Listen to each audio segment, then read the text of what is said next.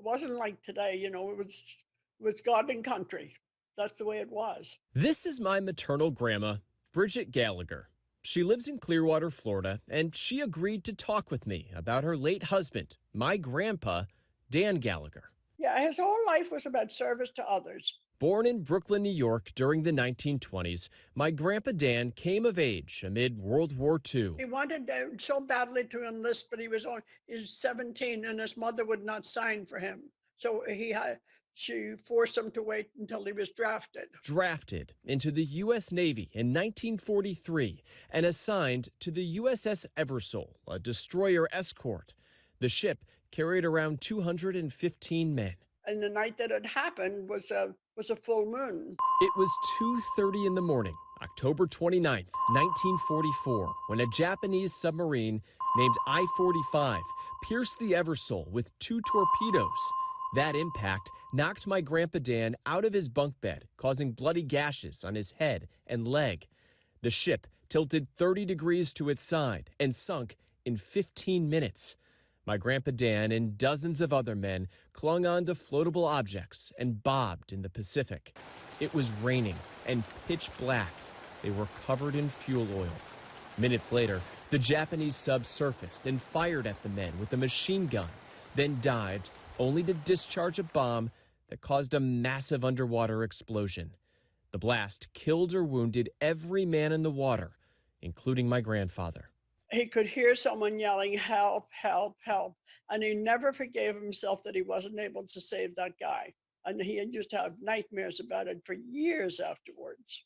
After nearly 4 hours of waiting, this ship, the USS Bull, plucked more than 130 survivors to safety. 80 men, however, died before that help arrived. Meanwhile, another naval ship, the USS Whitehurst, managed to sink the Japanese I-45 sub. He was very disturbed, and not just him, but a lot of those guys, what we call now PTSD, they all had it.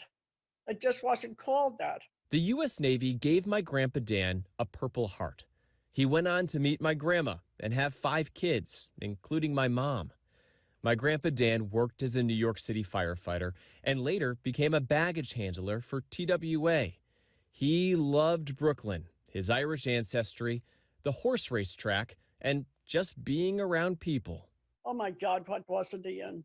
My grandpa sang in his Catholic church choir. He volunteered at the soup kitchen, wrote the best birthday cards, and even once spoke to my Cub Scout den about his harrowing ordeal. It's the end of an era for that age group. In the late 1980s, more than 40 years after the sinking of the Eversole, my grandpa formed an annual survivors reunion. So much of it was reliving and reliving. Seemed like they needed to talk and talk and talk and talk, and maybe that's how they were putting it all away. Have you ever found yourself thinking, how different your life would have been if Grandpa hadn't survived on the night of the sinking? Yeah, well, I never would have known him. Then we wouldn't have you. We wouldn't have your mother. We wouldn't have Aunt Peggy. So it's very different because none of you would have existed. That's interesting, isn't it? My grandpa Dan passed away of natural causes in 2011. He was 86 years old. In the years since, we've spread his ashes at Pearl Harbor, his old Brooklyn neighborhood, and right here at the World War II Memorial. One of his go-to lines in life was, "Make it a good day." Reporting on the National Mall, I'm Kevin Lewis, 7 News.